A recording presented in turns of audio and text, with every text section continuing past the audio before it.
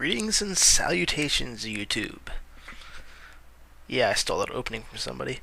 Uh, this is my first thoughts on the Expendables. Not so much a speculation because there's not too much to speculate on this one. We know who's going to be in it, and we can pretty much guess the overall plot. In fact, the plot's the least important thing here. This is more just thoughts and hopes for this movie. Uh, I am a major fan of 80s action films. As a child of the 80s myself. No, I really do, and it's been something I know everyone on the internet has pretty much already said this. I don't not like modern day action movies, but there was a great charm to especially the 80s era, more so than any other era. There was something special about that era. And the fact that the Expendables here is a throwback to that era. I mean, I don't know if Stallone has said he's not going to do any CGI or not. I mean, I might tolerate some of that background CGI, like cutting out stuff in the background that didn't make sense, like it's way back stuff you never notice, like crop out CGI. But I hope he doesn't. Yeah, I'm pretty sure though he said he wasn't going to use any CGI, that's the big thing with action films is nowadays if you use CGI, we can immediately tell. The eye picks it up, and one of the reasons I know I talked about this already. I think I like Christopher Nolan is Christopher Nolan refuses to use CGI unless he absolutely has to. Hell, in The Dark Knight, he got an actual freaking 18-wheeler to flip 180 and land on. I mean, he did that for real. I don't think there's any other director that would do that, but I think they're starting to. And I think The Expendables is another example of this. That there's people, especially the new breed of directors and audiences, are starting to demand less CGI, more practical effects, and I am all for that. Even freaking Predators, very little CGI. They had someone that was reasonable, but 90%, 95% of that film had no CGI in it. And when they had CGI, it was very little. It was like the Predator green blood, which I could ignore. Uh, I don't count the laser blast and such when they're done as CGI. That's expected. Everybody does that. And before, when they did something like that, it was just scratches on films anyway. So, the other thing, and this is another thing with summer 2009, summer 2010 movies, great casts. I mean, really. Let's look at Inception, Predators, The Expendables. They've gotten great casts together. Machete. I saw the cast list for Machete. Oh my god, I freaked out. But Expendables seem to got all the big ones, and even not so big. Rourke after Iron Man 2 is now huge again. But Stone Cold, Randy Couture, perfect choices. And that's the thing that really, when we're talking about 80s, they definitely did a great job in the Expendables of getting both the old established vets along with their newer equivalents. Of course, we had that great scene in the trailer where Schwarzenegger, Willis, and Stallone are in there. And that's great. That's like, I wish they made a movie with those guys back in the day. But we have to wait till now. You can hear me typing. I'm trying to find out. With the villains too, though, I've noticed there is one guy.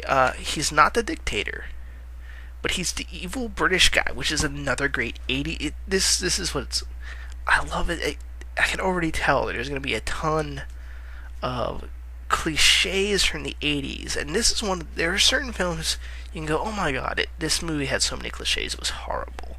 And then there's movies like this where its whole point is to go, hey, look at this cliche. Hey, remember this cliche? This is because it's a genre remembrance film. So you cannot blame it when it has a cliche. You go, oh great, they did that cliche, which they need to do with the Western, by the way. They need to have a version of this for Western films instead of the kind of pretentious. I mean, we need Westerns in general. Last one, 310 for Yuma, which was a good film. I loved it, but they need to do Expendables for the Western and bring back, the cliche-ridden film for the Westerns. But I am trying to figure out. I have IMDb up right now. No, that's Schwarzenegger. I'm trying to figure out who plays. Somebody post it. Who plays the guy behind the dictator, the evil British guy, which, back in the 80s, evil British people were ruling everything. Everything bad that happened is because of England. You bastards. Oh, that's why the 80s were good. We weren't the bad guys of everything. Nah.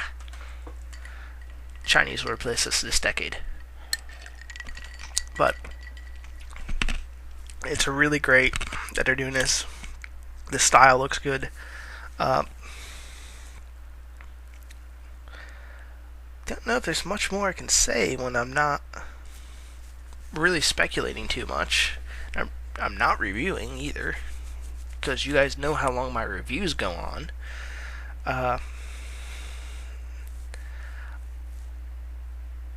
My hopes, I will go into hopefully sequel territory here. I hope this does well enough that they demand a sequel and that the studio wants to do a sequel. Mainly because Schwarzenegger is not going to be in office because his term's coming up. So he'll be free, and I'm pretty sure he wants to do. Even if he's not willing to go into movies full-fledged after this, I think he would be willing to go back and do Expendables 2. Which I think Stallone is kind of sequel laying in there and establishing it. And I'm also hoping they can bring back all these guys that turned it down. Because as great as this cast is, Jeff Lee, Dolph Lundgren, even Steve Austin, Jason Statham, Terry Crews, who I hated at first, and then I realized he was the freaking Axe guy from the Axe shower gel, and then I was like, oh wait, that's actually cool. They need to bring crazy celebrities like that. Like, they need the freaking Old Spice guy to be on Schwarzenegger's team if they do a sequel. I know some of you out there are immediately going, oh my god, that'd be awesome. But no, if they do a sequel, I don't know, somehow make it that day Schwarzenegger's team comes in and has to help out another job. But I'm hoping with that they can bring, because it's success, some of these guys that turn it down, like Jean-Claude, hopefully Wesley Snipes can travel out the country. That's the only reason he's not in it. Who else? I'm hoping. Who else needs to be in Expendables 2? Steven Seagal. Although he is in Machete. I was impressed. Danny Trejo, too. That would make it good for Expendables 2 if they do it.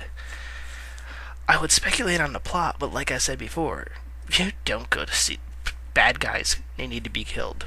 Let's go kill them. That's it. Who knows that this might have a good plot? Stallone can write. He wrote Rocky. And he most of the movies he's been on, or well, maybe not most, but a lot of the movies he's been on, he's also tampered with the writing, perhaps sometimes for good, sometimes for the better. Eric Roberts.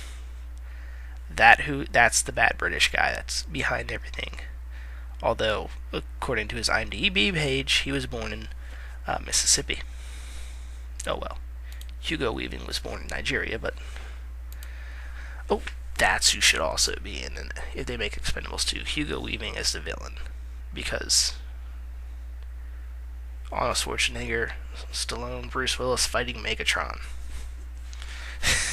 Or Agent Smith if you really don't like Transformers. Starting to run out of time here. Any final thoughts? I'm hoping this is going to be great. I'm planning, if they have a midnight showing by me, which I've got 3 big theaters close to me, so I'm hoping at least one of them will have a midnight showing. I will go and see it and probably make a video, and time's about to run up, so see ya.